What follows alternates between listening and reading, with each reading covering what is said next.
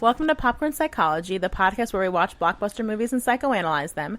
My name is Brittany Brownfield, and I'm a child therapist, and I'm joined by... Ben Stover, individual therapist. Hannah Espinoza, marriage and family therapist. We are all licensed clinical professional counselors, also known as therapists, who practice out of Chicago.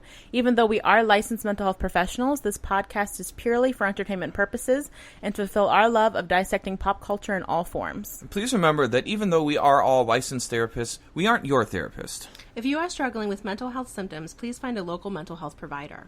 The opinions stated in this podcast are reflective only of those of our hosts. They don't represent any of our employers or any other outside entities we may be connected to. The opinions contained therein are only our own. And before we get too deep in today's episode, I want to make sure we remind you guys that likes and comments are super important to us growing our podcast. So if you could please take a second and make sure you give us a rating and a review and a share on social media. It goes a long, long way in helping us get to new listeners. Today, we are happy to start our first episode of Pride Month, and we are going to be doing the 1999 movie, But I'm a Cheerleader, starring Natasha Lyonne. And in this episode, we're going to be talking about breaking down the unethical and dangerous use of conversion therapy, which we see portrayed in the movie, as well as breaking down gender expression versus identity versus sexual orientation. Yeah, so like Ben said, we're talking about But I'm a Cheerleader. I think when we were exploring LGBTQ movies to do for Pride Month, this was like at the top of every single list. So just a general overview is it is about a teenage girl, a cheerleader, played by Natasha Lyonne, whose parents hold an intervention suspecting that she's a lesbian and send her to a conversion therapy camp, basically called True Directions, to get, I guess, fixed, for lack of a better term, made straight, whatever. And over the course of her time there, she does group therapy, family therapy, and she, I guess, ironically, or serendipitously, falls in love with a female woman is what I was about to say, another girl there, played by Clea Duvall. And so it's kind of almost becomes like a rom-com at that point, a little bit of like them falling in love in the midst of all these, as we'll break down, horrible interventions that are supposed to, I guess, make them straight. And it ends with them quite literally like kissing as they ride off into the distance, which was very cute. Okay, so let's take a look right away at talking about what is conversion therapy. It's also sometimes known as reparative therapy as well, I think. Gay reparative therapy. So you might have heard both terms, or either term. You may have. So what the idea of conversion therapy is that it combines a couple behavioral techniques to work on changing the behavioral reaction of a person to their attraction of the same sex by trying to make them sick, make them associate it with pain. So it's trying to create it's operant conditioning is basically what's happening here. We're working on changing what the conditioned stimulus is. And when you see people talk about conversion therapy and the things people have to go through, there's a lot of shame-based work done in it to create a culture of shame, much like you see in Handmaid's Tale, where they all make one person sit in the center and all point the finger at her and say, shame, shame, shame. You see in conversion therapy attempts is where they work on often using religion, using societal, conservative, puritanical gender norms, a very, very outdated and incorrect viewpoints, but they use these methods of trying to get people to conform to the idea that heteronormativity is the only way to go, and that it is the only thing that is socially acceptable, and to be made in God's image and to behave as such is the only way to go, and any deviation is met with attempts at social shaming, attempts to insinuate or actually talk about what's really going to happen is that if they continue to live that lifestyle, they may be excommunicated from their family, which is definitely a threat we see happen to our character in this lovely movie here. And you see also they kind of gloss over this and make a giant joke out of it because this movie is a satire. But another thing that they try to do is they will have people shock themselves or otherwise punish themselves when they have urges of unnatural sexual nature. Unnatural sexual tendencies is a term you hear a lot, but basically any thoughts about the same sex that are sexual, any urges, they're supposed to shock or otherwise self-flagellate themselves to learn to pair the feeling of pain with those thoughts so that they seek to avoid it.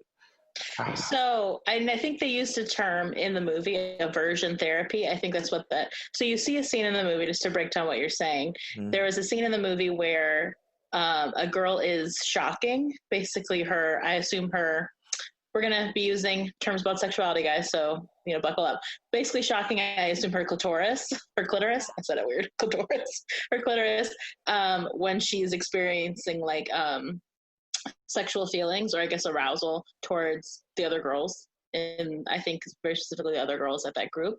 And she calls it aversion therapy. That is a word that is used basically, like Ben was saying, to associate being aroused by a woman with physical pain. It's used sometimes in rehab for alcohol use. Like sometimes people will be prescribed medication that makes you sick when you drink. So that's another kind of version that's more well known about aversion therapy. It's called agonist therapy. Yeah, where you will start to connect feeling physically ill with whatever behavior you're trying to wean out, which is alcohol use in that context. But in this context is, basically just having same-sex arousal. And the drug Brittany's talking about there would be antabuse, is the drug that causes that. You drink, you throw up. So yeah, we see shame used a lot in this movie. I think what is disrespectful, for lack of a better term, but just hard to watch as a therapist watching this movie, and any movie that is about conversion therapy, there's several out there actually, is just how it takes genuine therapeutic interventions and manipulates them and perverts them for the mission statement, the objective that is conversion therapy. So we see several versions of that. I think in the very beginning there is the intervention, which is something you see along the lines used with, like I said before, like sexual substance use and rehab, where they all are just pointing out all the things about her that they think are gay. I think what's really sad about that is it's before she's even conscious or even mindful or insightful about her own sexual orientation. Everyone around her is telling her who she is and then putting it in such a negative framework. So that even the foundation of her being gay is taken from her. And this narrative of that something's wrong with her that needs to immediately be fixed. It was very sad to watch that scene in the movie when she's like, I don't understand what you guys are talking about and what's happening. Where she's not even allowed to, like, she hasn't even like really come out to herself yet. Yeah, exactly. And to have that thrust upon her, and that like very important moment. Many people know early on in life that they are LGBTQ. Many people know. Some people don't realize until a little bit later when they hit their teen years. It depends, but most people know pretty early. But just because they know on some level doesn't mean they've been ready to admit it to themselves, especially when they're brought up in an environment where that means getting shunned. And that can be a very hard thing to accept. Or being gay is not like, quote unquote, an option. I think with our main character, specifically Megan, I think for her, it didn't even occur to her that she could be gay, even though she could acknowledge, even I think in that intervention scene, maybe a little bit after that she thinks about girls, you know what I mean? She thinks about girls' bodies, and she just kind of assumed because of the sheltered nature of her upbringing that everyone has those kind of thoughts. They just don't talk about it. Right. Which, I mean, not to get too on a sidebar tangent here, but is also what happens with sexuality, I think, in general. You know, when we don't talk about sexuality with our children, period, like sex education, then they just make wild assumptions based on their experience about sexuality. And they also, more often, because it usually seems to go into two extremes. Either you think something's very wrong with you, and that the way that you think of sexuality, no one else does, and you're bad for thinking that way, or you assume like she does and everyone thinks the way that you do. And so it leads you to an ignorant place in one extreme or the other, when no one's talking about it, which is unfortunately for this sweet young girl is her experience. It is interesting, though, not to get into final thoughts, though, that her parents, everyone else seems to be so aware, so hyper aware of her sexuality. Right, and everyone else is like, they have this big intervention with her that they, like, we all know this secret about you that you don't know, which a coming out moment for someone who's gay is a very important moment, and to take that away in the way that this movie did is not okay on so very many levels. It's something that the person who is going through that needs to be able to dictate the terms of. And for this, for Megan here, that wasn't the way her story went, and it's not a way a lot of people's story goes, and it's very sad. Before we go any further on that, I wanted to take a second and point out that there's a couple things wanted to say earlier that I forgot to, which is that we are still recording remotely. So if you notice any audio issues, that things don't sound as good as they could, is because we are still trying to maintain social distancing and recording remotely. So forgive the sound quality. We hope that we'll be able to get back into the studio setting soon, but time will tell on that. And the other thing we want to make sure that we state unequivocally is that we believe that being gay is a natural component of life that has existed since life has existed, and it is not wrong. It is not right. It simply is. And people have the right to live however makes them feel fulfilled. And we feel strongly that people's ability to actualize however they need to is something that should be respected. I mean, I'm glad you said that, Ben. I would assume, though, the way that we're about to go in on conversion therapy, even though we've already started to, I hope would insinuate to everybody that we are firmly behind, I don't know, being whatever, expressing yourself however you want to be, whatever gender identity you have, whatever sexual orientation you have, whatever, anything. As long as everyone's consensual and copacetic, whatevs. So going further with the sense of shame too, I think there's a scene in the very beginning when she gets to True Directions, the place where she is supposed to be in group therapy. And kind of like I was saying earlier about how conversion therapy just kind of like takes what it wants from like legitimate mental health treatment, is that version of group therapy is not good. And by that I mean, so we see her basically be put in a medical gown and like sat, not necessarily in it, it's like a semicircle where they're all facing her and basically sharing with her like what's wrong with being gay, basically, if I can remember it correctly. I don't know if you guys can correct that for me. Well, that she is gay and why she's gay. Yeah, it's the first step where she has to say out loud that she's a homosexual. It's step one. So the way that they all stare at her and shame her until she says it out loud, and then they all have to at the same time stand up and shame themselves for how they are as well. So it's definitely taking, I don't even know if we could even call it group therapy, even though I know that's the context that it's put in, but it's not, that's just straight up not what group therapy is like at all. No, like you don't start out a group by forcing someone to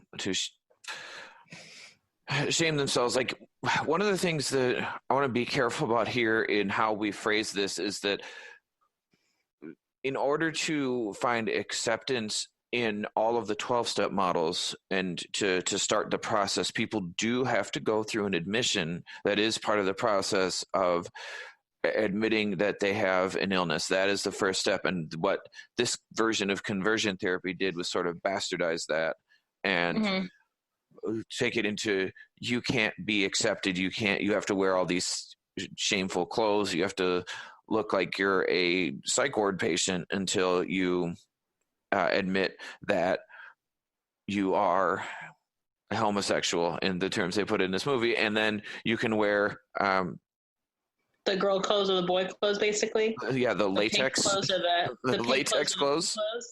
Yeah.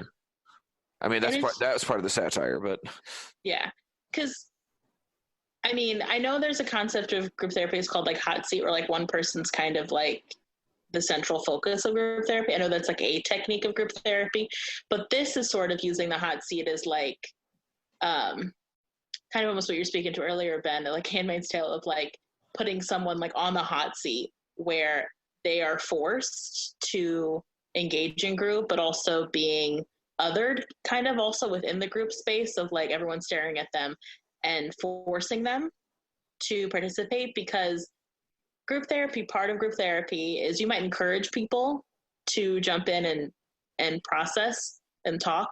We use the term process in therapy, but it just means talking group. But this whole like making someone the central focus, putting all the attention on them, especially when they're a new participant, like that is an unethical use of group therapy, where you're putting so much pressure on one person who's new and then also forcing them pretty much to come to a conclusion about themselves.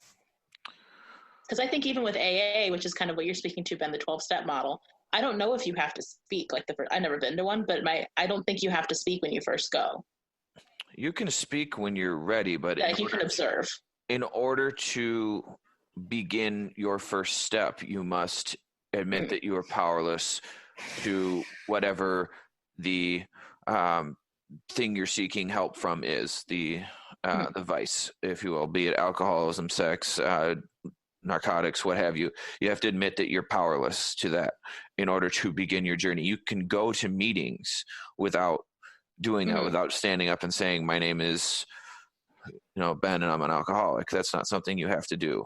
But in order to begin your process, you have to do that. But the difference is that you're not shamed. You're not shunned. You're not put into some sort of different category where you're forced to wear a visual marker that deliberately sets you aside from other people until you accept it. It's using the group. Well, it's like it's negatively using the group dynamic. It's like the peer pressure version of group, instead of like group being like a powerful tool of feeling like you're part of a community, feeling like there's other people that you can commiserate with, which is the point of group, is this term universality, which is that my experience is also the same as someone else's experience, which can give us great comfort, which is why group can be powerful. But in this situation, it's more like peer pressure, like you need to conform to our universal experience. And also taking away the fact that, very specifically with sexuality, that there isn't necessarily a universal experience either, and this movie very much wants to, like, homosexuality looks like one thing in this movie, and they want you to conform to that one version of homosexuality, because then if you dial it down to a specific thing, then it adds more to the narrative that is something that can be fixed. Right, which is what the whole narrative of conversion therapy, what they try to sell parents on, is that it can be fixed. And I realized earlier that I used a term wrong, so I'm going to take a second to correct myself. If you want to talk about like basic behaviorism and the techniques they're using both classical and operant conditioning. And I'm going to explain what those mean, because those are two very important terms that you need to understand. So the aversion therapy is classical conditioning. I called it operant earlier, and that was incorrect, because what you're dealing with is a conditioned stimulus and an unconditioned stimulus. An unconditioned stimulus is something that happens naturally, involuntarily. When we're talking about Pavlov's dogs, when they smell food, they salivate. When a person has sexual attraction to someone, that's an involuntary response. You don't decide you're sexually attracted to someone. You don't decide you're sexually attracted to men or to women. You just are. It just is. So it's an unconditioned response. So what they're trying to do is introduce something to change a unconditioned response. So what you see in classical conditioning is you try to change a neutral stimulus. So they introduce pain so that they pair that natural response with what they want it to, so that it creates a desired response. Operant conditioning is a little bit different. Operant conditioning is when specific consequences are associated with a voluntary behavior. So the difference being classical involuntary response paired with neutral stimulus becomes conditioned stimulus. Operant conditioning is voluntary behavior. So what they're given praise when they start voluntarily acting heteronormative or gender normative or both, and they start assuming traditional gender roles, and they're punished anytime that they act out on any of their undesirable behavior. I'm making air quotes, realizing that I'm looking at Hannah and Brittany, but you guys listening to us can't see that I'm making finger quotes. So we'll make a little narrative here that making finger quotes, but it's important to know that like both of these types of conditioning are ways of behavior modification, which is what people are trying to do, and what these people who run this horrible, unethical practice try to use so that they can show results to parents, and that the kids start avoiding their sexual tendencies, which are natural and okay, and it becomes a conditioned response to pair that with pain, so that they just get confused and feel sick when they feel sexual at all, which is a disturbing and disgusting process, and why APA, NASW, and the ACA all have condemned this process and said this is not something that anyone has a license should do or will do. If it is found out you are doing this with your license will be revoked. And those are all national organizations that Ben just said are national organizations of psychology, counseling, and social work. So conversion therapy, though places still do it and places still use the word therapy, it's not backed up by any actual official licensing profession that does counseling and therapeutic work. So just saying that up front, probably because of the up front.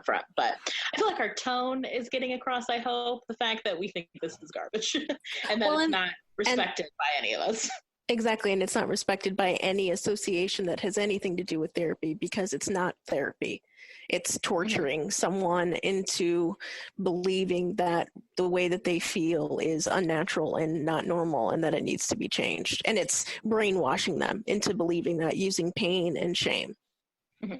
So I'm glad that you brought that up with the operant conditioning, Ben, because we do see that throughout this movie. Like the whole group dynamic, how it's utilized in this movie is that version of conditioning where there's so much praise. Like when she says, I'm a homosexual in that first group therapy, she gets so much praise from the group and from the woman who heads it. I can't remember her name. The woman who is leading True Directions. Awful person. But she, like the amount of praise all these kids get, like there's also the visual of that board that says where they are in their steps to, I guess, recovery, for lack of a better term, straightness, and just so much praise from also like Mike, played by RuPaul, the other counselor, and also their parents too. Like, what's her name? Mary. That bitch's name is Mary. And also too with like Graham's character, like there's a lot of conditioning within her family, like to like there'll be no, her dad says there'll be no college, there'll be no trust fund, like we won't support you at all unless you can fix this problem, unless you present as straight and lead a straight lifestyle. And so this why it's done in this group setting, I assume, is because it does help create that narrative, that peer pressure that is operant conditioning of, do you want to be part of the group or do you want to be ostracized? And they do show that too in like the first lunchroom scene where Graham, because she's a little more like, fuck all this, she's sitting by herself and all the other kids who desperately want to change are sitting together. So it's also creating that dynamic within the group of the people who are obeying the situation and people who are going against the situation. Right, and what Brittany best described to you was the excellent cinematography in this film, which it's they do a lot of things through the design and through the planning of shots that are really interesting at letting you know like how much of a satire this is, because everything is done to the extreme.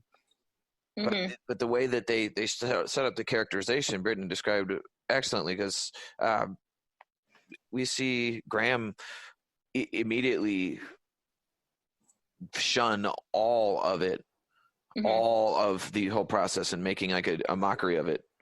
Yeah, for sure. And and she's one of the few, like, she's like making no bones about trying to get along with all this.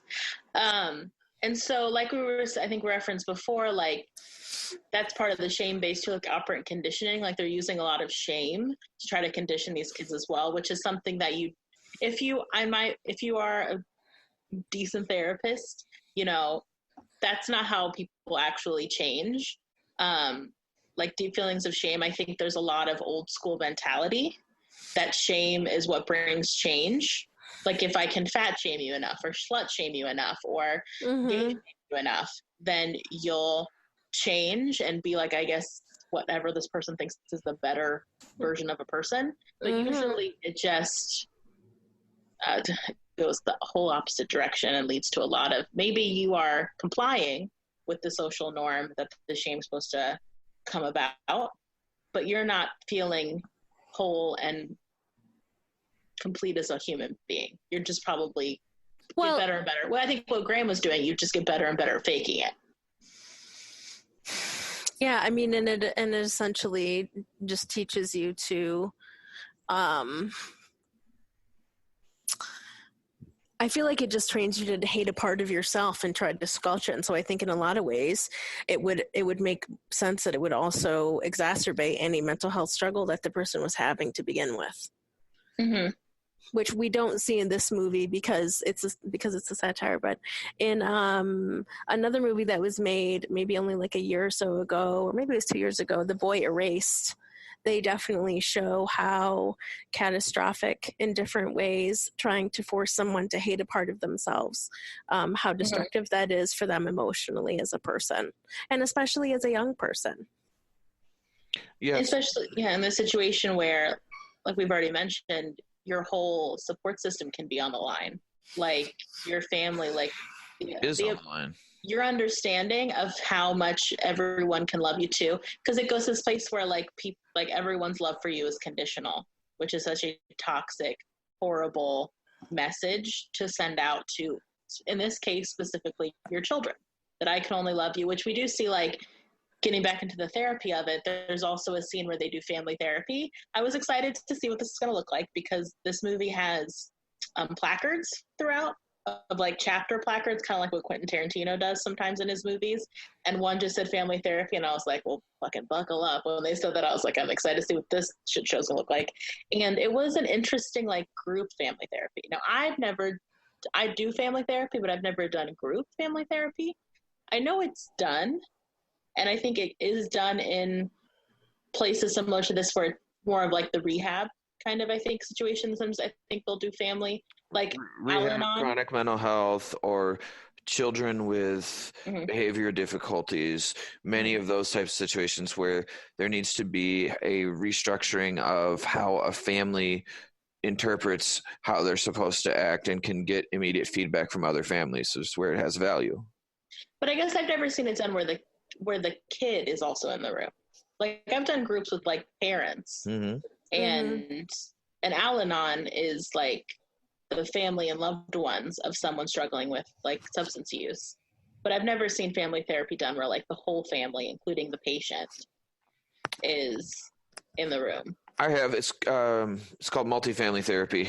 I haven't done it, but I learned about it. One of my supervisors was talking about it, setting up groups that do that for our families that had chronic mentally ill folks, so that they could get an idea of to see and connect with how other families cope with the difficulties of having family members that are living with chronic mental illness, So it has value for situations like that. And of course, the way it was done in this film, and I'm assuming any way that this lovely process of conversion therapy is. Hannah's word of torture is really good. I don't have a clever word of rephrasing it. So just this torture therapy is being done. I can see how they would bastardize it into increasing even more shame and empowering the hate and shame, exclusionary behavior. Well, I think it probably creates like a vacuum of the negative thoughts all the families have and the shame they all feel about having a child who might be homosexual. And then so it solidifies kind of like almost like the mob thinking about having a gay child and what does being gay mean. And also I think one thing that's very shame-based that we haven't touched upon yet about this movie is they keep going back to this idea of the root, which is like, what's the root of why you're gay? And like, and it's purposely ridiculous because like we said, it's a satire. So one girl, I think she says she's gay because she was born in France, which was pretty funny actually.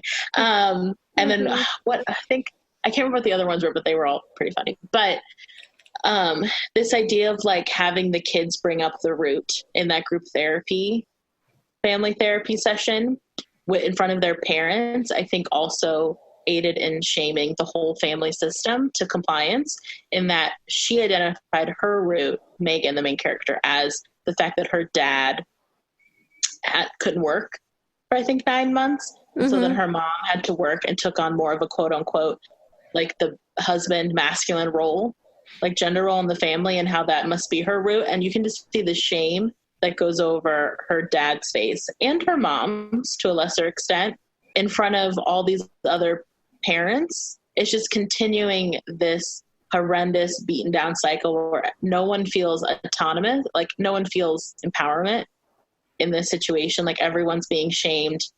And it's a way to keep everyone down. It's a way to keep everyone compliant with this message that we've all screwed up.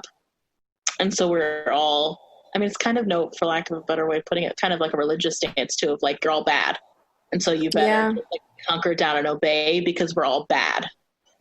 And I feel like, and even the way you see on the parents' faces when that happens, like I feel like the dad in some ways starts to get really defensive, and just the way that the tone shifts, and knowing that not only is it just hard being in that room just in general, but also having to stand up and say, and or have a child point out to you and say, you're the reason why I'm gay, like is just doesn't make any sense.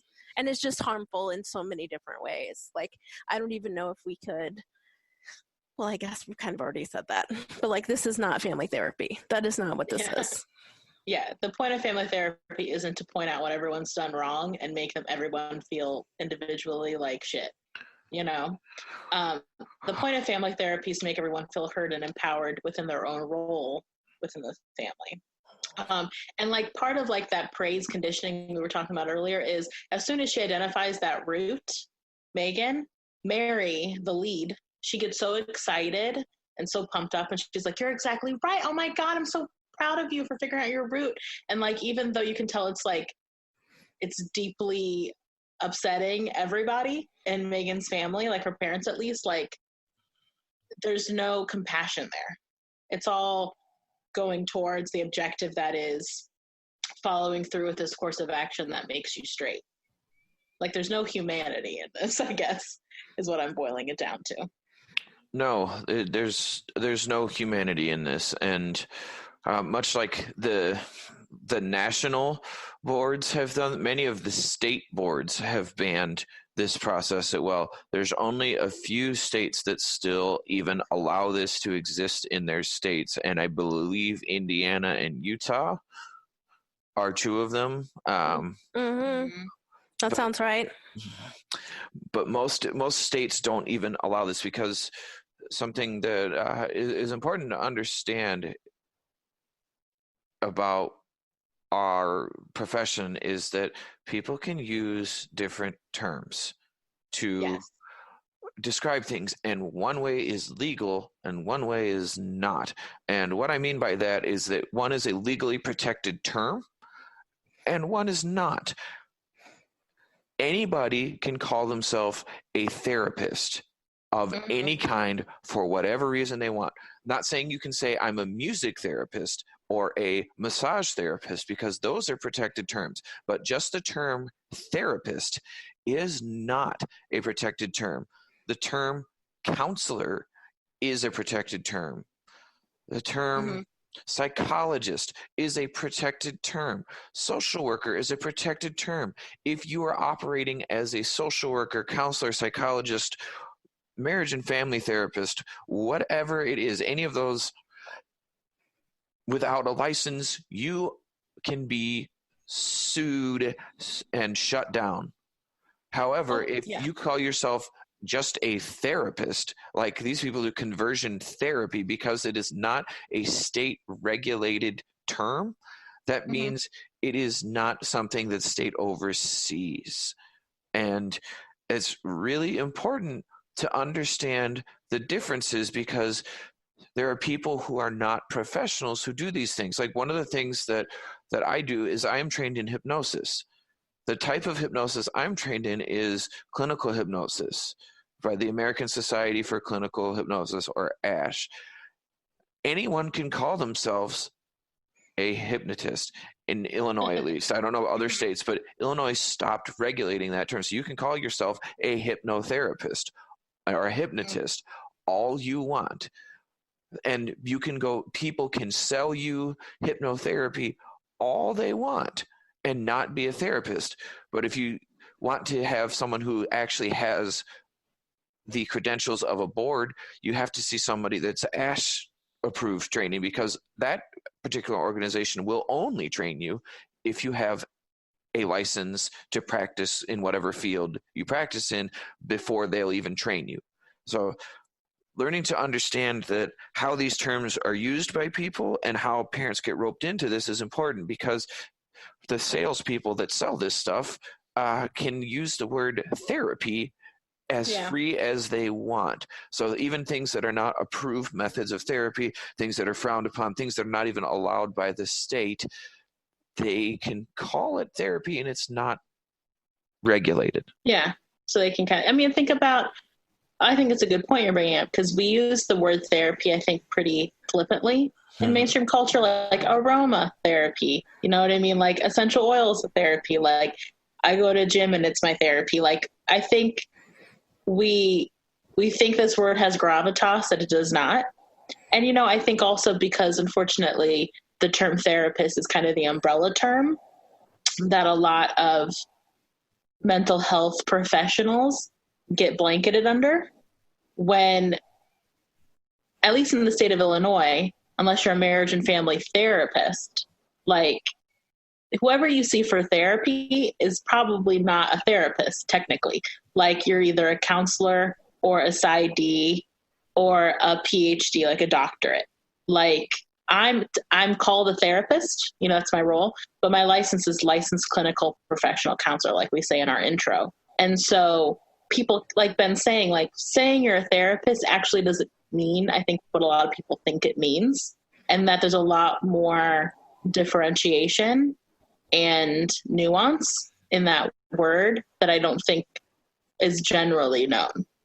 And I didn't know it until I got into this work. Like I thought you would get a degree in therapy. You don't. You get a degree in counseling, like Ben's saying, or you get an upper echelon degree in psychology. Or if you're someone like Hannah, you have a degree in something that is marriage and family therapy, which is a recognized profession, but she wouldn't just call herself a therapist. She would say, I'm a marriage and family therapist, which is a protected term. Yeah. When those words are combined. Mm-hmm. Well, it's like you're saying too, like there's occupational therapists, there's massage therapists. Like that word is a lot more thrown around, the word therapist. And like you're saying, so because of that, it can be misappropriated without people maybe realizing that it's being misappropriated. Right. And sorry, Ben, go ahead. No, go ahead. You go ahead. I was just going to rant on something, but go ahead. Okay. I was going to old man for a second. I'll do that in a minute.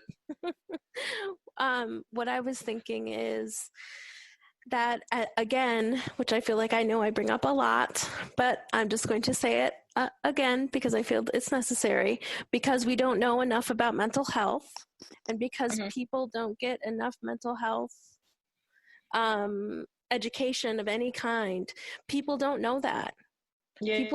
People should know that. If you don't sign something when you come to see me that says that you can report me to a board if you have a complaint, they are not legit.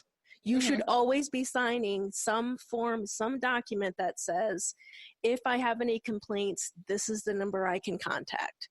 If that is not a thing that you are seeing, as well as any kind of licensing number, any kind of anything where you can lick where you can What kind of therapy are you doing, Hannah? I got a lot of problems over here. Look it up and look it up. Anything where you need to be able to look someone up, because that's all like I can give my licensing number to anyone. It's something that's used for people to be able to verify that I have met requirements by the state of Illinois to be a licensed clinical professional counselor. So again, I think just pointing out that if we had mental health education in schools, some conversion therapy hopefully would be something that couldn't even happen, because automatically people would want to know, where is your license? The amount of times that I have to talk to family and friends who come to me and say, oh, what should I look for in a therapist? And I'm like, you need to see what their master's degree is in, and you need to make sure that they have a license. And that they have either special training if you're going to them for something special, or that they have that they at the very least have a master's degree. Right, because something to piggyback on what Hannah's saying here is that what's important about that is when people start to specialize in things. Like I just mentioned, I'm trained in hypnosis. I had to go to a formal training for that. And I'm also trained in EMDR and approaching certification level with that. But the things about those extra trainings is that you have to go to recognized places where experts in the field who have done research and attained approval from the state to teach continuing education courses provide people guidance and education in ways that are approved by the board, which is a collection of professionals, agree with them or disagree with them. That's still a large group of people who are generally saying, we recognize this as an appropriate practice. And nothing like that exists for conversion therapy. Yeah. There's not a training board of conversion therapy, which means that it's just a bunch of people combining together whatever concepts they think and winging shit together and making their own programs of torture. And yes, of course, there's ways to learn about it and ways to learn what people have done, and combining aversion therapy, operant conditioning, classical conditioning, all of these things together, positive reinforcement, all the stuff that happens. But there's not a recognized board of well-researched techniques that demonstrate that this works. What actually exists is a quite substantial amount of research that shows that people that undergo this therapy are more likely to commit suicide. I'm going to refrain from quoting statistics because I haven't done the deep research on it to pull up the statistics at the moment where I'm comfortable quoting them, but the numbers of incidents where people have been through this therapy and it caused them to be in such a state of distress, of rejecting themselves, feeling out of place in the world, unable to have normal sexual experiences because they're so traumatized, it leads to suicidality in more cases than would occur naturally. Like, unfortunate realities of people that deal with any sort of sexuality other than straight is that their likelihood of being a victim of some kind of sexual violence is astronomically elevated. And that is even worse when they grow up in an area or a family where homosexuality is viewed as inherently wrong, or where you're a deviant because of that. But another interesting thing to know about that is that the most hits of homosexual pornography come out of those places. Well, I mean, that's what I was thinking when I was like watching it. I was like, you're putting all these kids together who are all gay, like that, like, you know, and so you're actually maximizing their ability to mess around sexually with each other because they're probably in situations where maybe they were the only gay kid in their school, and now they're around 20 other gay kids. So actually, their opportunity has increased, ironically. Right. But I mean, Which also, they weren't the only gay kid in their school because they're, well, yeah. and you know, they're But you know just, what I mean. the distribution in the population is that there are people that are gay and they exist and they are everywhere, and it's not something that you can will away or want away. It's been a part of humanity and nature forever. I guess what I mean is, in these environments of kids that get sent to conversion therapy, I'm assuming everybody's closeted. And Yes. so then you go from a situation where you wouldn't even assume anyone else is gay. And then you get popped into a situation where you're surrounded by kids who are openly gay because it's what they have to admit to work on it. But I mean, the long story short of all the things we're saying, which I feel like we're being a little redundant, but probably because we feel passionate about this, is that conversion therapy is not a regulated therapy. It's pretending it's a therapy. And if I'm going to make a wild, judgment, which is that my assumption is that the people who are seeking this type of therapy for their children or loved ones don't probably care that it's regulated or not, to be quite honest, because there's a clear objective. And there's also, I mean, if I'm going to be empathetic towards even the parents in the situation, like I had empathy for Megan's parents. They were clearly very distressed. They love their child. They were just under the thrall of religion in that, like, they couldn't, she just couldn't be gay because of their religious beliefs. And they felt they were hurting because of that too. And so, it's just everyone's desperate. Basically is what I'm saying. It's like, we're in a situation now where everyone's feeling very desperate for a fix. And so when you're desperate, you'll rely on methodologies that aren't really legit because you want change. And there, like Ben was saying, like Hannah has said too, there is no legit version of this. Either you're going to swallow the fact that this isn't legitimate and do conversion therapy anyway, or you're going to have to work on whatever's going on within you that feels like you need to fix your child or fix the gayness that's in your child. Absolutely. And just one other quick thing, and then I'll be done talking about it. Think of it this way. Anybody says that they're a conversion therapist, that means they're a con artist. They're a con artist. Period. They have suckered people into believing that they can torture children into changing who they're attracted to and who they want to be. Mm-hmm. Yeah, I mean, it's a scam. It's almost like a cult. It's just a scam. It's a scam, and I'm like all scams, even the people in the scam sometimes believe the scam that they're selling because they don't know how not to. So, and they are using behavioral techniques that are real. They are real, and they do change behaviors. So you may see behavior change. So the results that they claim they get, they may not be necessarily lying, but what they are lying about is that it'll produce some sort of psychological health that'll fundamentally change your child, because it won't. It's ridiculous nonsense.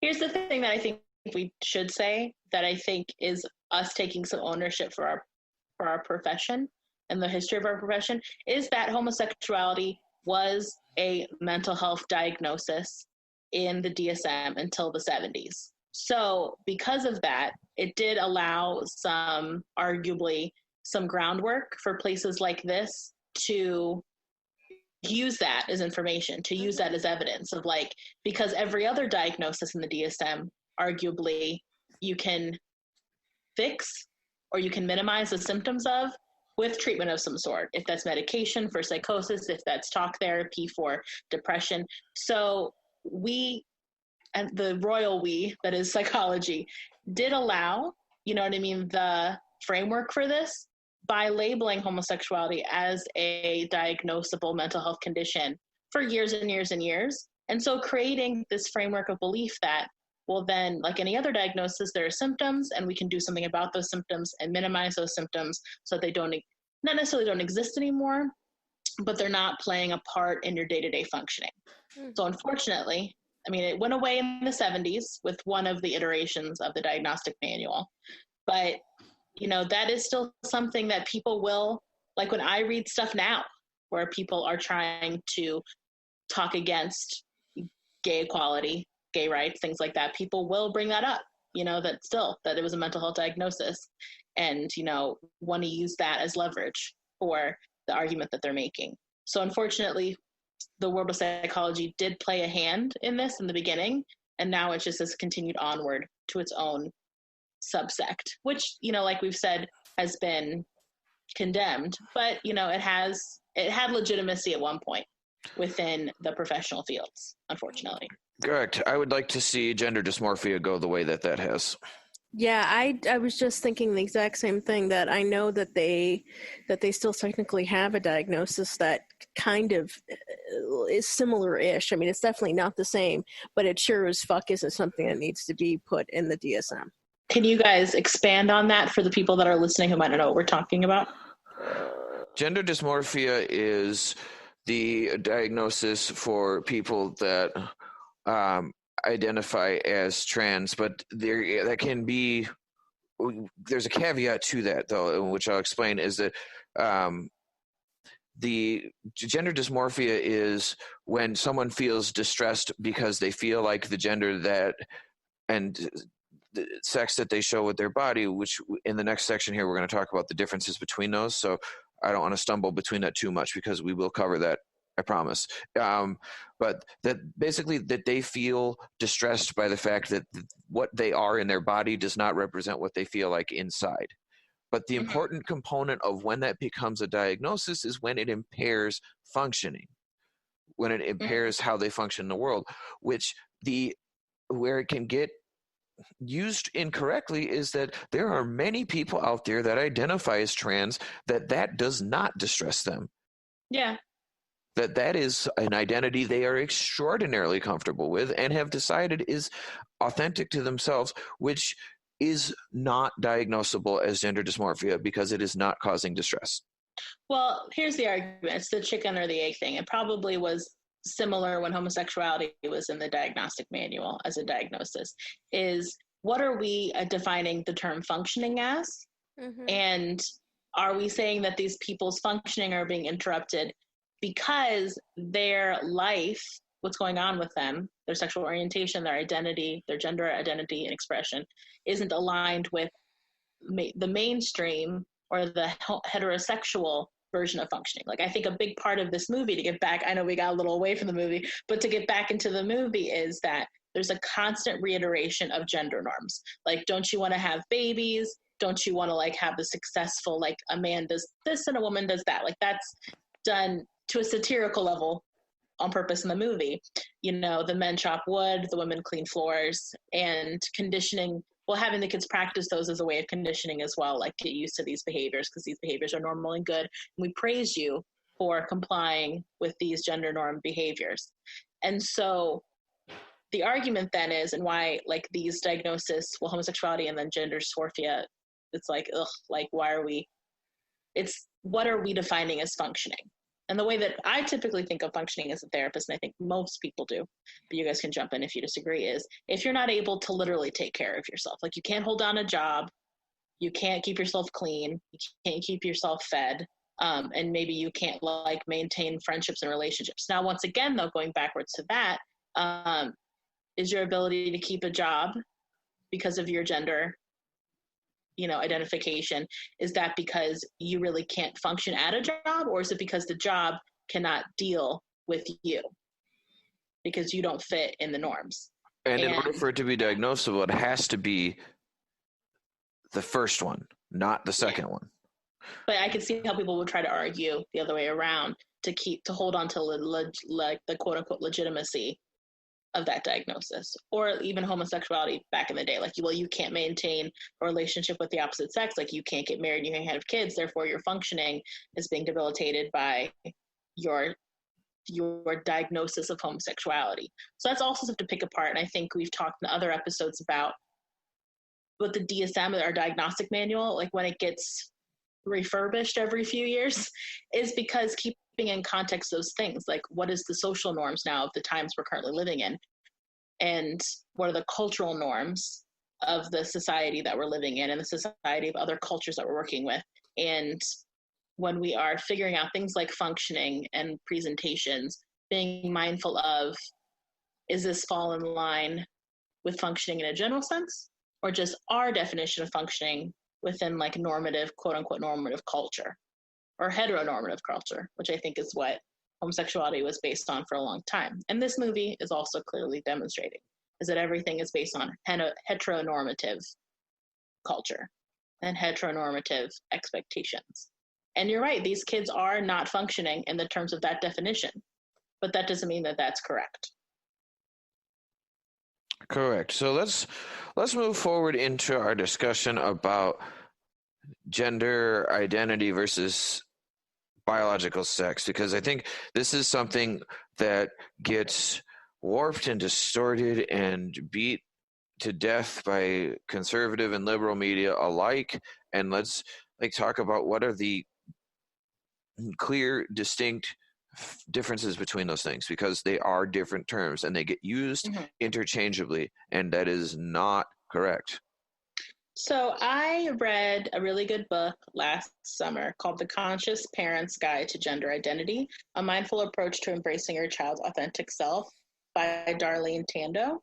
I read it because as a child therapist, I was starting to work with children who were transgender, who were non-binary, using different kinds of pronouns, and I was feeling a little out of my depth. So part of, even as a therapist, we have to constantly be teaching ourselves and educating ourselves on things we don't quite understand to make sure that we're being, on the up and up about our knowledge. So and I think, and why I'm bringing this up is that's where I'm getting the definitions I'm about to express.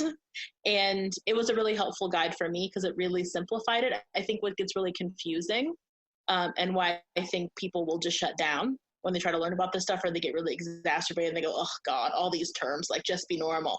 And people get wore out about it and think we're just being extra with all this stuff, is because there's a confusing element to it. And there are things about it I don't even quite understand.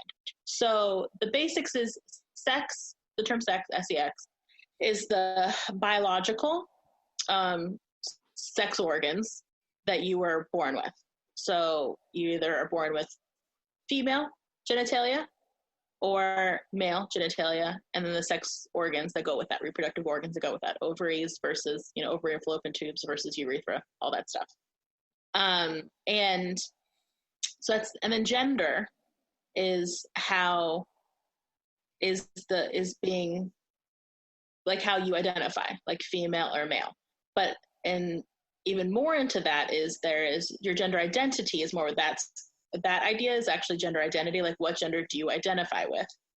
And then there is sexual orientation, which is what gender are you sexually attracted to? And then there is gender expression, which is how do you express yourself publicly, or how do you present gender-wise? So what that means is, do I look more masculine? Do I dress more masculine? Do I behave more feminine? So your gender expression and your gender identity and your sexual orientation are all three different things, and they don't necessarily have a set like grouping. And by that I mean you can identify as male, express your gender as very feminine. You might wear nail polish, you might have long hair, and then your sexual orientation might be gay, and so that means you're attracted to other men.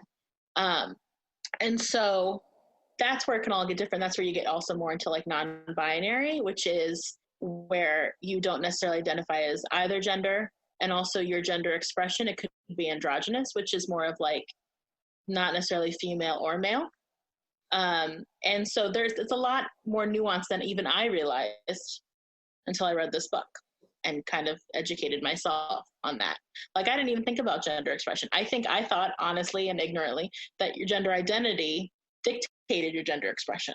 And I think what's really cool about this movie is that there's a character named Jan, And her gender identity, I believe, is female, but her gender expression was very masculine.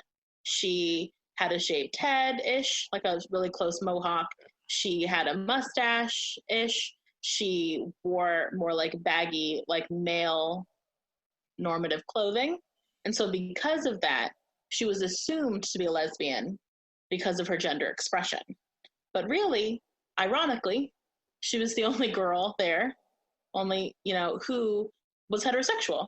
And to the point that she was crying. And that part really got me in my heart. Like, that was probably the most gut-wrenching part for me to watch in the movie. Was her saying, like, I like boys. Like, and just because of the way I look, everyone assumes that I'm gay. And I think that was really interesting of the movie to do that. I think also what the movie did very consciously, Jamie Babbitt, the director, pointed this out when I was reading about it, is to make the main character, Megan, her gender expression was very feminine. You know, she's a cheerleader. She loved makeup. She dressed like a 1950s character. Like, she was very feminine in her presentation. So her gender expression was very feminine, but her sexual orientation was gay. And so trying to parse apart those assumptions when we're doing this work, as both as therapists, but also as people in the world, like, what stereotypes are we creating? What stereotypes are we perpetuating, I guess, by what I mean, based on this idea that if you're gay, you must be more, I think a term that they use in the community is more butch, or if you're gay, if you're a gay male, you must be more effeminate, which isn't true. And I think I like that this movie explored that. Yeah, I did too. I thought that was really effective because it's absolutely true that someone can be, like, if you imagine like a grid of like masculine, feminine, and then like male or female, and like gay or straight, and like the way that all these intersect is people can have any combination of those, including asexual, intersex, et cetera, non-binary. There's so many things, but all of these things can interact. So basically, someone can be a feminine male who is straight, attract to women, yeah, or like someone who is interpreted as a more effeminate male, and can, if someone has a softer voice or gentler characteristics to themselves or manner of speaking, it could be easily assumed by society that, oh, they're more feminine, so therefore they are homosexual. And that is not accurate at all. Like, those things are all independent of each other and can intersect in the same manner that someone can have brown hair, blue eyes, and dark skin. Yeah. And I get that it takes more work. I think that's where people get frustrated with all these things, is that they're like, I don't want to keep all this straight. No pun intended. They're like, I can't keep all this straight, just be regular. Because here's the thing. All this boils down to is that we as human beings, our brains, like to put things in little boxes. We like to stereotype. We like to create what's called schemas, which is basically stereotypes, or like general stereotypical thinking about something. Because it helps us retain information, so we don't have to remember every specific thing we ever learn. We can put it in little boxes so our brains don't explode. And so it does create a very natural resistance to have to break down schemas and basically be more nuanced and be more detail-oriented. Our brains don't like to do it. We just want things to be simple, A equals B. And so you're right. When you're feeling frustrated by all these terms and minutiae, like all these little things, your brain doesn't want to be frustrated by it. So part of it is like just getting over that, accepting that that's going to be maybe feel obnoxious, and then just making the decision to learn these things instead of going for the stereotype. But it's comfy. Stereotypes are comfy for a reason. We do them for a reason. But I like that this movie is pressing up against that idea. I like that it included something like that as such a nuanced part of all of this, like the way that they set all of that up, and having Jen as a character who presents in that way, even just to show that, I mean, clearly because the movie is a satire, the gender roles that they present are so specific and kind of bananas in a lot of specific ways. But knowing that even in those ideas that they had, even those are not accurate. So just really thinking about it, like, we're humans and we're all a little bit different from each other. The end. It's not your responsibility to make decisions about how someone else dresses or who they sleep with or who they love. It's none of your fucking business. Yeah. Nobody they're trying to push it onto you personally. Don't worry about it. To which point, just like if somebody offers you a joint and you don't smoke weed, you can say, no thanks, and go on about your day. It doesn't have to be like, but you shouldn't be smoking weed either, and I'm going to tell on you, and da, da, da, da, da. And if you want to do that and you happen to get punched in the face, no, I don't condone that, but like, like what I mean, that same kind of like, if someone, they're going to do what they're going to do regardless of your opinion of it, and the more you interject your opinion into trying to control someone else's narrative, especially when it comes to their identity, the more they're just going to reject you. Right. And less, and that will continue to create struggles and issues in terms of having relationships with other people just in general. Like, if you feel like you're put on the world to boss everybody else around and tell them how to do everything, that's going to be a pretty hard life to lead.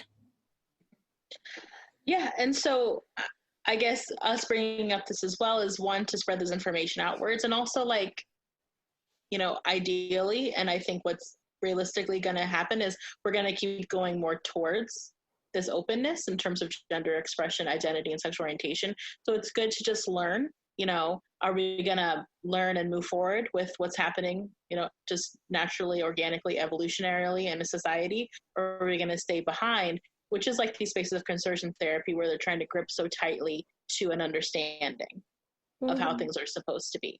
And I think one thing we also haven't hit upon yet with the conversion therapy part of it is the inappropriateness of also the sexual pieces to it. And by that I mean, these are all teenagers, these are all minors, and there's so much emphasis put upon in the sexual part of what they're supposed to be doing in terms of gender norms. Like, the final exam, I guess you could say, of therapy is to simulate having sex with a member of the opposite gender, or the opposite gender. Dressed as Adam and Eve. In front of Mary, an adult, with, in the situation of Graham, a person, Mary's son, who I'm assuming is a adult, who is having a fake sexual experience with an with a minor girl. And so, and where his mother is narrating the sexual act, the sex act. So I don't know if that happens in conversion therapy or if that's just purely because it's pretty goofy. So I don't know if that's actually what happens. And I feel like conversion therapy, who knows, because it's not regulated, we quite honestly don't know what happens in them. Yeah.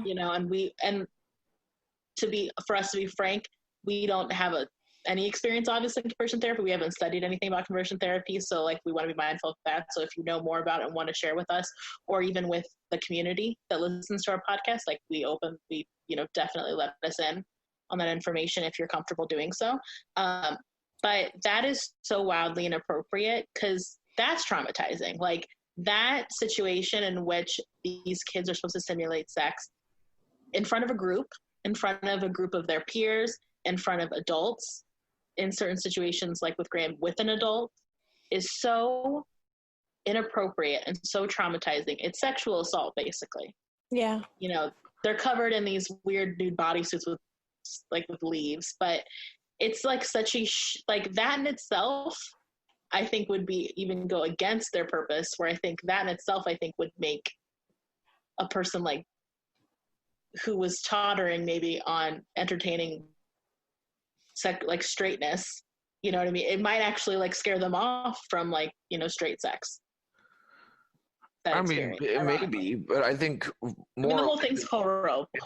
It'd be more likely to be traumatizing and to cause such a like horrified reaction that they participated in something like that when they have a chance to think about it, because what's happening and what will likely lead to compliance out of people is that we know when there is an authority figure present and giving instructions that whether or not they necessarily agree that that person is a good authority or not, but it is recognized as an authority, that people will comply with instructions. We saw that with some of the shocking Miller experiments. experiment? Is it the Miller experiment? Miller, Stanley, something other. If you took Psych 101 Yeah. in any college, you probably learn about this experiment. There's a movie called The Experimenter with Peter Skarsgård and Winona Ryder, but I haven't watched it yet, so I can't recommend it necessarily. Milgram. I think it's Milgram. Milgram. I was almost there. Almost there. Stanley I got Milgram. the first syllable.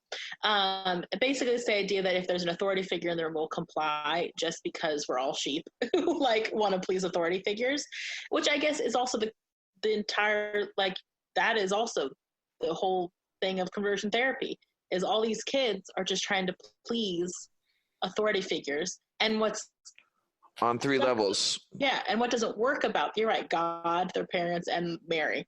And what doesn't work about that is that's not true change. That's not true internal change, like we said at the beginning.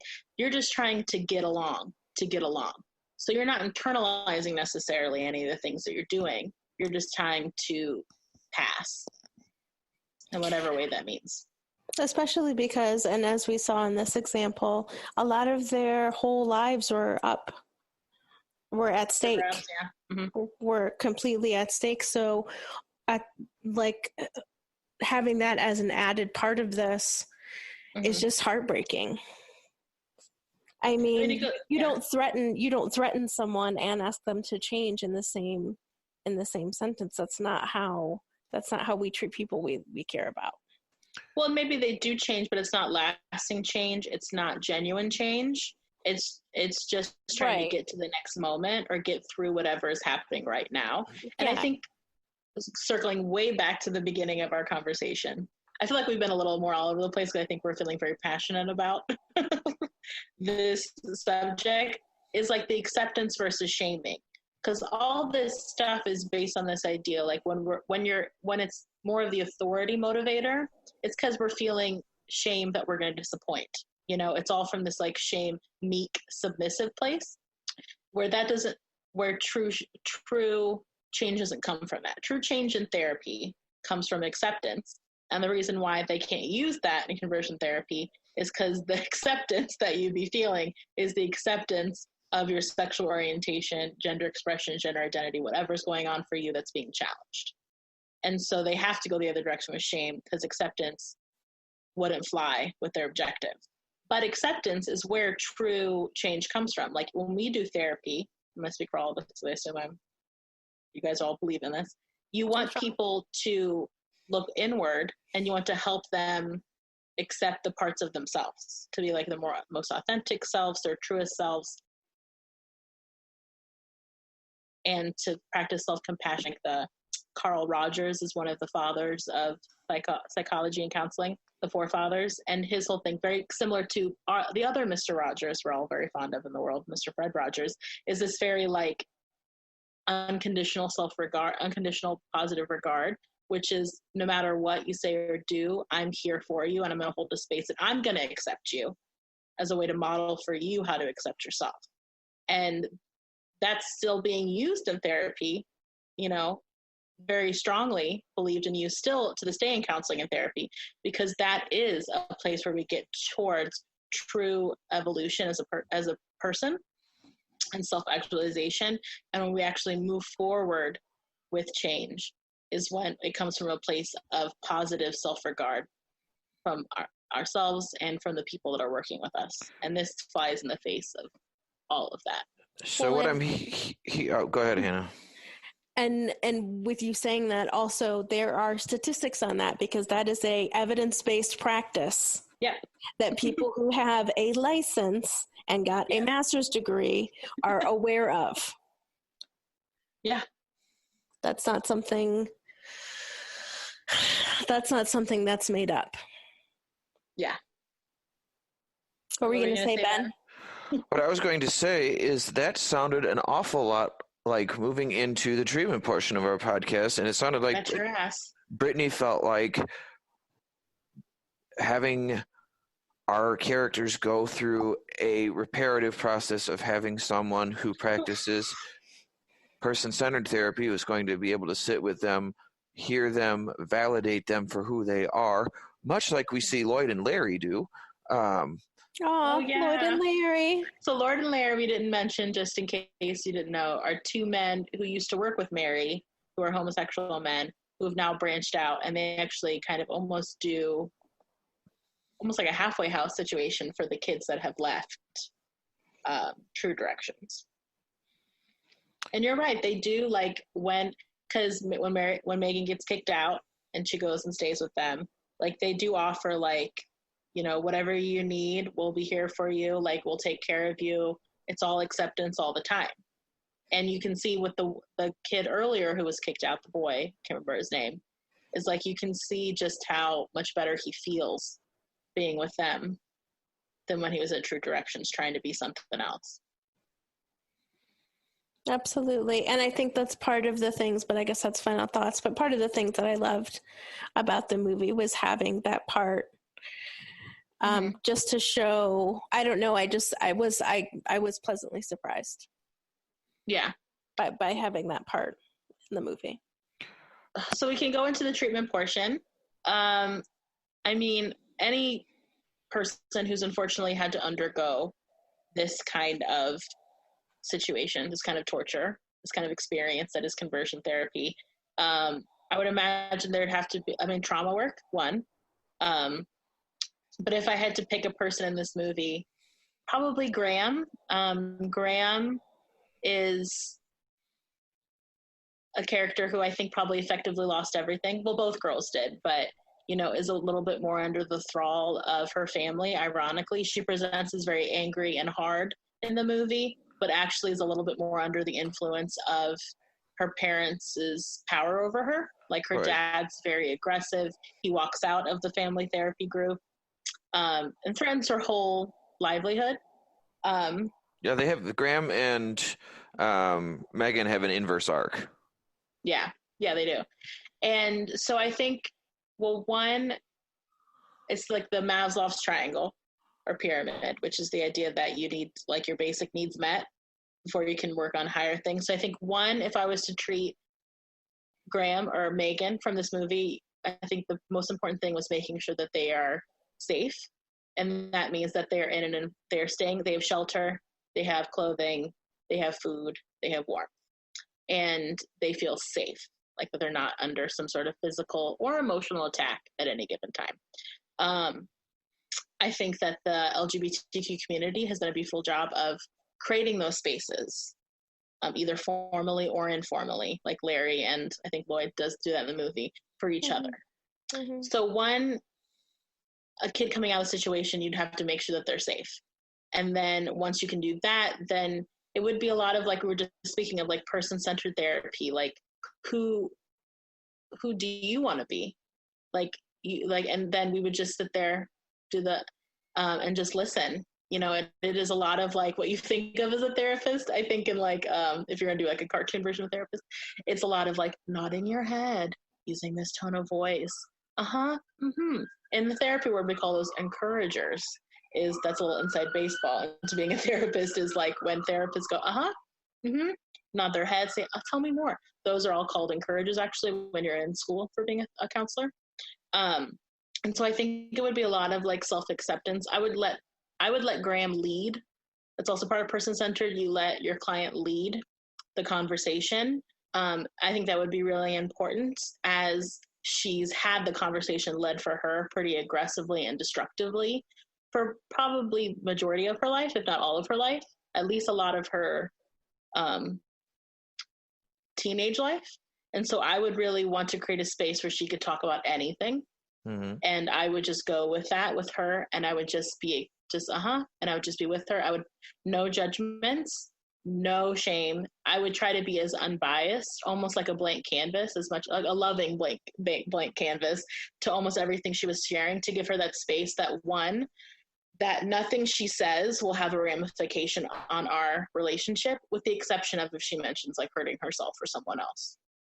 But you want to create that atmosphere where you don't have to worry about me as your therapist, like abandoning you or abusing you or not liking you if you say something controversial perhaps, or like whatever you are worried about saying. So if she wants to come in and talk about sexuality, I would just say, tell me more. It's a lot of that, like, how does it make you feel? Tell me more, language that we see in movies and like stuff like that.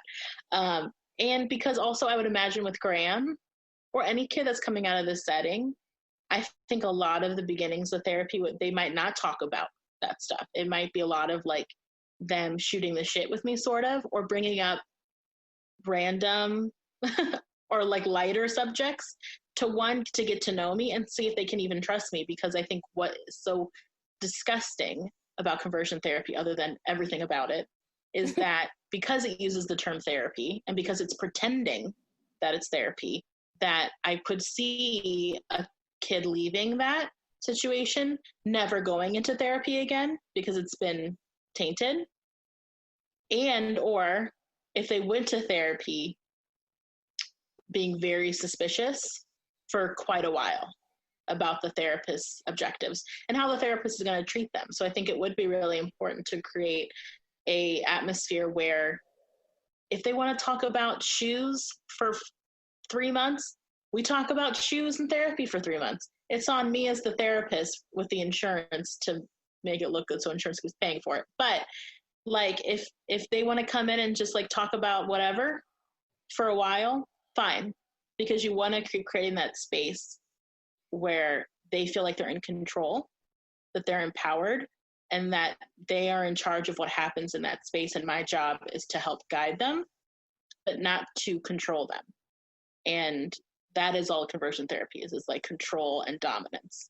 And so letting them know that that's not going to be the space that therapy is. And it's not actually that different than when I work with kids in general. A lot of times kids don't come into therapy either because they want to be in therapy. So it's a lot of the same thing. We might dance around the big issues for a while because they're feeling me out. They're seeing if they can trust me, if I'm on their side, if I have an agenda, and how I'm going to try to assert that agenda upon them. And so, yeah, and so I think it would be a lot of just letting Graham or whatever kid in this situation just kind of like, almost sort of like when a dog, that's not to say that they're like dogs, but you know when animals are mistreated and they have to smell your hand and they have to really like feel you out. It's kind of like that in a therapy setting. Like they've got to smell my hand, they got to sniff around me, they've got to feel out the environment and decide if they trust me or not. And that's okay. And that takes as long as it takes. And your job is to sit there and be kind as the therapist. I think a lot of times too, especially when there is a dancing around, if there's like loved ones involved, there can be some pressure of like, why aren't you talking about the thing yet, the hard thing yet? We got to get to the meat. And you don't have to get to the meat, because that's also in these situations an agenda. And even though that we need to talk about that eventually, like we can take the time to do that. We don't have to jump on top of that. And that's also not going to fix, quote unquote, fix whatever the kid's coming in to see me about, is if we talk about it right away. Like that can actually go against the purpose, because then they can freak and be like, I'm not ready and I don't trust you now. And like to echo that with you here, I think that as a director and someone who supervises clinicians, what you said there is something that, and I know Brittany is starting to gain some supervisory status too, which is good because she's an excellent clinician, is that thanks, Dan. The thing that I want to like make sure that I point out is that clinicians need to be reminded of this, is that therapy is about you and the client. And even when you're seeing a child, that you need to make sure that the relationship isn't just between you and the parent. It's that the relationship between you and the child exists and is its own relationship. It's sacred. It is. And while I do believe that parents need to be involved in therapy with children, especially at a younger age, maybe not kids quite as old as these ones who are 17, 18-ish, but the thing that's important to really echo is what Brittany is saying is that the second you get on the parent's agenda in a therapy session and in the course of therapy is the second you stop doing therapy. Mm-hmm. You are no longer on the collective agreed upon agenda of building trust, building a positive relationship, building a place that's safe to talk if you are talking about what mom wants you to talk about. Because I'll tell you this for free. This is all for free, but extra. Is kids can smell that out. Kids can smell that in the air. Yep. If you start doing that, they can pick it up and they're just like, well, fuck you then.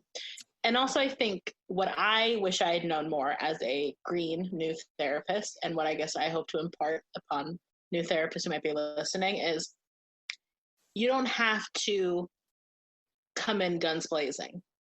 It's okay if you just talk about almost nothing with a client. They're responsible for leading sessions. I think when I was new, I always had so much of my own pressure that I had to lead the session and I had to say all the right things to like cause epiphanies to occur. The most powerful epiphanies I've ever had the pleasure of witnessing in a session was something that came organically out of my client just talking. And it has to take however long it takes for them to get to that point. So don't sweat it, all you new therapists who may be listening or people in school.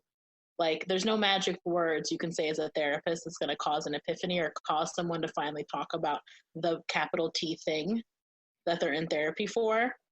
It's okay to use silence. It's okay for therapy to be awkward and for you to maybe stare at each other for a while. Like, therapy, you don't have to drive the boat as much as you think you do. And I think that's something I'd stress myself out about when I was a new therapist.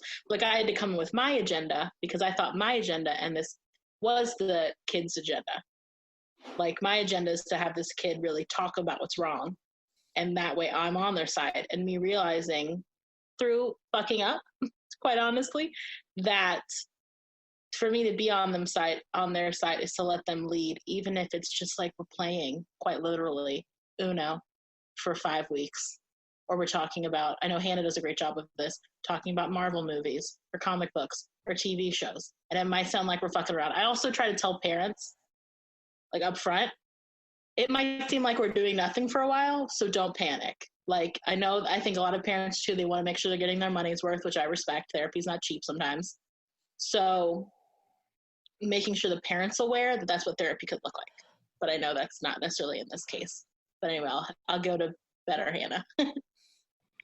Well, and I think, and I'll just go really quick, Ben. I think the thing that popped up for me, Brittany, which is something I feel like we always talk about, which is you got to meet people where they are. Mm-hmm. And if you have kids who have been traumatized through therapy, coming in with any kind of agenda, kind of like you're saying, or any kind of anything, it has to come from them. And I think, and that's part of why when I work with kids, I tell the parents, I give them a speech and say, look, your kid is not going to trust me for a while. And there is nothing I can do about that besides meet them where they are. And we know that they didn't get up this morning and say, hey, mom and dad, I want to go see a therapist. They're being brought there because of somebody said or somebody thinks or whatever the fuck it is. And a kid, and again, and if a kid has had situations where they already don't trust adults, being another adult who walks into the room and says, you have to unconditionally trust me immediately, it's not going to go anywhere. The client won't come back. No, it's not going to happen. Or they'll sit and stare at you. Yeah. Especially after going through the situation version therapy where you've been promised, like, good, very unequivocally. Yeah. and it was horrible, and it didn't get anybody what they wanted. Exactly.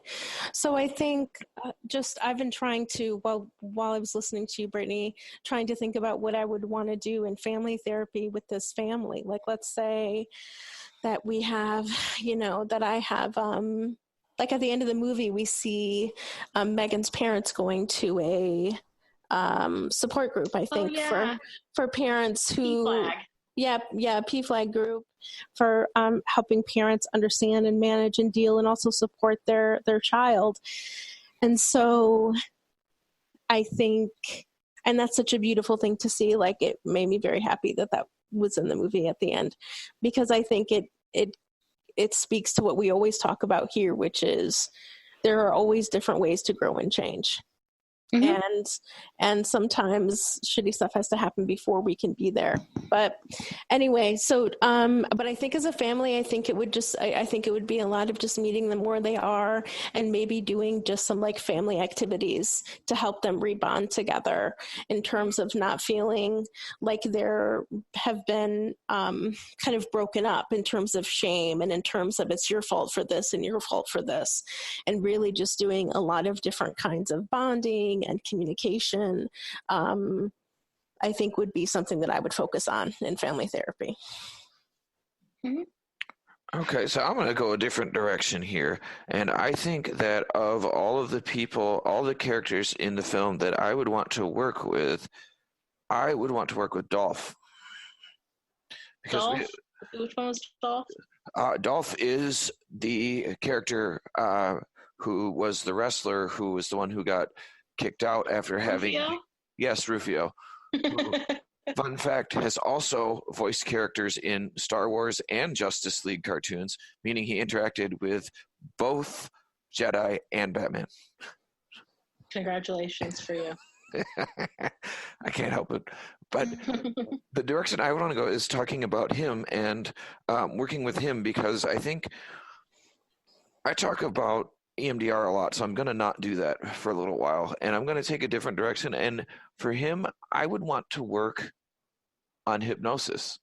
And the reason why I would choose hypnosis is because hypnosis, when used by a person who knows what they're doing and is a therapist, is a powerful tool for helping you find the quiet space in your mind where you are willing to accept and listen to different alternative beliefs and different possible outcomes of situations. It allows you, like, almost imagine that you're in a party and you're in a house party and the main floor is full of people and everyone's talking. You're trying to have a conversation with someone about something serious, and there's some jackass who's there chattering away about their own opinion and why everybody else is not useful, and mansplaining, all that kind of fun stuff that happens.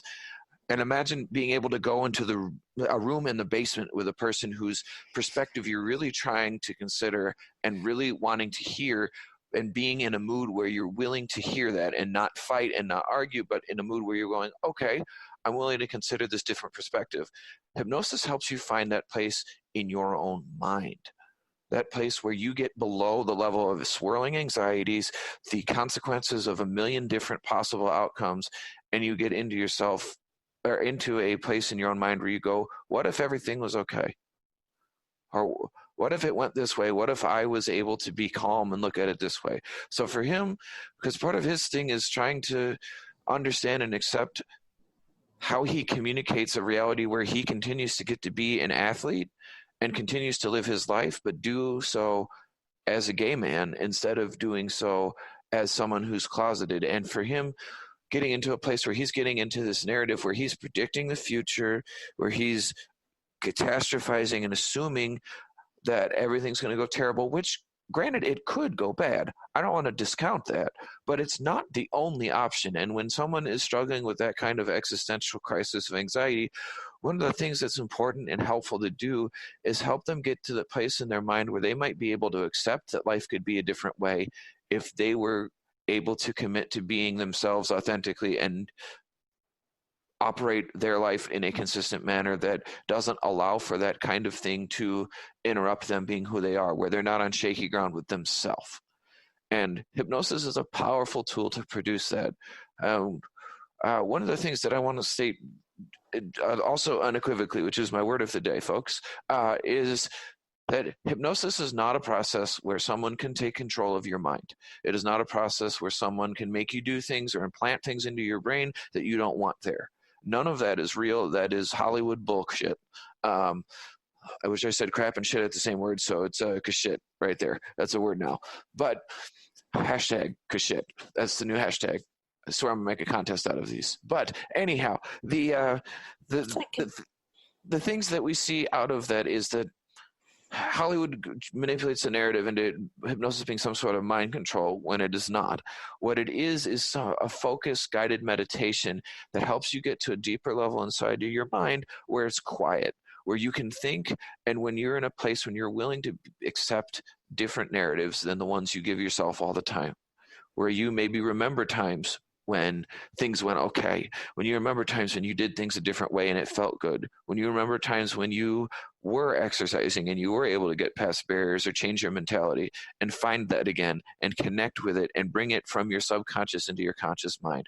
There is no reality where I could use hypnosis to tell him he's not gay. That's not real. Mm-hmm. Because that's not what he would want or is true. And hypnosis doesn't change things that are true, and it doesn't change things that aren't wanted. So I can't, I have him under hypnosis and be like, okay, when the alarm strikes in the morning the next day, when you hear that beep, beep, beep sound, you're going to wake up, you're going to cock like a rooster, or cluck like a rooster, and crow like a rooster, which, there we go, combining animals again, crow like a rooster and stop being gay. That's not reality. But what we could use it to do is help him find a way where, what if there is a way that you were authentic with yourself and found a way to make being an athlete and being gay a reality, even if it means you have to change the arena in which you compete, whether it's you join a gay sports league where you are accepted, or if it's you're on a team where people go, all right, you're gay, that's cool, next, moving on. Which, that world doesn't exist everywhere, but some places it does. This movie's from 99, probably existed a lot less then than it does now in 2020. For sure. But assuming this would be in 2020, I would want to be helping him with that mentality of getting out of that anxiety that he's not going to be accepted, that his life is ruined, and try to install some of the things that those two lovely men tried to show him, which is that through acceptance of yourself, through finding a new path, through forging your own way in life, you can find a new way of living that is authentic to you and will be fulfilling. And it doesn't have to be this if-then narrative that you've had drilled into your head by these people who masquerade as therapists. And sometimes that means finding a chosen family instead of a birth family. And that's okay. But I think that would be the direction I'd want to go with him, is helping him explore and reinforce the messages that those two lovely men, I forgot their names already. Larry and Lloyd. Larry and Lloyd were providing. I think I'd want to help him reinforce that and be able to believe and accept and hear what they're saying while reducing his anxiety. For sure. All right, so I think we're now on to final thoughts. I'll go really quickly. I have seen this movie in the Blockbuster and other places forever, because it's been around for over 20 years now, and I'm surprised I haven't watched it yet, because until now it's the first time I ever saw it. I really liked it. I'm a big John Waters fan, and it's definitely influenced by John Waters movies like Cry Baby and Hairspray, and so I really loved the aesthetic of it, the satirical nature of it, and also like how positive it was. When I was watching with Hannah, I think we say this every episode that we watch these movies together, and I was so happy to see like how much of it was a romance and how much of it was like quite like following the tropes of like a rom-com, where like Megan storms in at the last second to like exclaim her love to her love interest Graham, and they run away together into the the far distance. And so I could definitely see why this movie is so pivotal to so many people in the LGBTQ community, like because not only is it affirming in a lot of ways, but it's also positive, and it's romantic, And I would be so caught up in it. If I'd seen this when I was a teenager and I was a lesbian, I would be like all over it as a movie that I'd probably go to over and again and just like, I don't know, make Tumblrs about if that had existed at the time. I love it. I love it. I'll go next. I really enjoyed the movie. It definitely, I'm not really sure what I was expecting, to be perfectly honest. I had never heard of the movie, except for lists that I think Brittany had shared with me. So I really enjoyed it. I liked the movie. And really, in a lot of different ways, wish that I had seen it when I was a girl, because I think it would have normalized some things for me that haven't been able to be normalized until I was a full-grown adult. Which isn't necessarily a bad thing, but just I think that there are parts of my life that would have been a lot different if I would have seen this movie after seeing it. So it was really good. I really enjoyed it, and I liked the way a lot of different things were portrayed. I liked that conversion therapy was shown to be horrific, and I also liked that it showed that the parents could change. Mm-hmm. Oh yeah, 100%. And that there was something to be said for that. So, so I'll definitely should have just bought the movie instead of renting it. So I'll probably just buy it after this. It's for free on IMDb. Oh. And it doesn't fuck with commercials in any context. You can't. Yeah, no, I can't deal with it, man. Oh, well, that's the thing. So I'll go. So I had no expectations of this movie whatsoever. I'd never seen it before, never heard of it before we started talking about what movies we wanted to do for Pride Month. And I'm really glad we did it, because I think this movie was a real beacon of positivity in a way that it showed a happy ending. It showed people going through things. It showed the process of kind of learning all of the different aspects in a microcosm, which it did masterfully, of showing the range of different outcomes that people who are LGBTQ can face, from family, from society, from families that get it, from families that are willing to get it, from families that don't get it and never will, from families that excommunicate you, to finding a new family, to finding a new way to go, to being mislabeled. It just managed to encompass everything with each different character in a way that I thought was very representative of many of the clients and the stories that I've seen working very close to the Boys Town neighborhood in Chicago. Mm-hmm.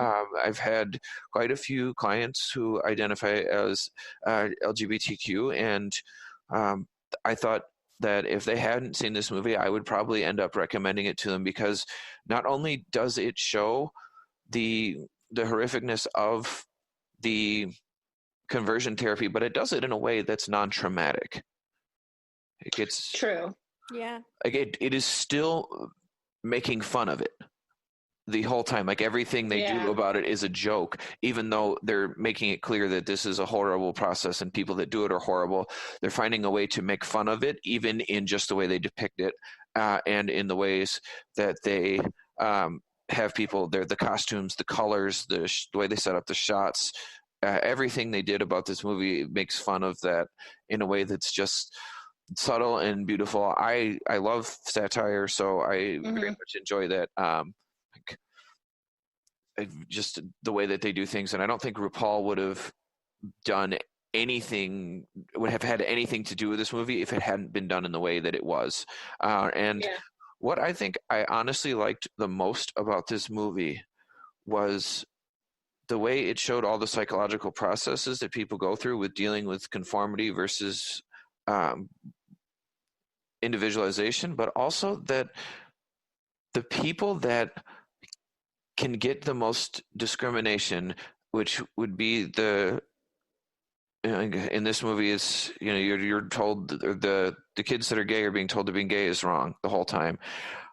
But when we meet the two gay men that are actualized adults, they are the healthiest characters in the entire film. And I love that. You can tell by the way they talk to each other that they're in therapy. I think they mentioned that they're in therapy, but you can definitely, even if they didn't say that, you can tell by the way they speak to each other in conflict that they have gone through some therapeutic work together. Oh, they most certainly have been through some imago therapy.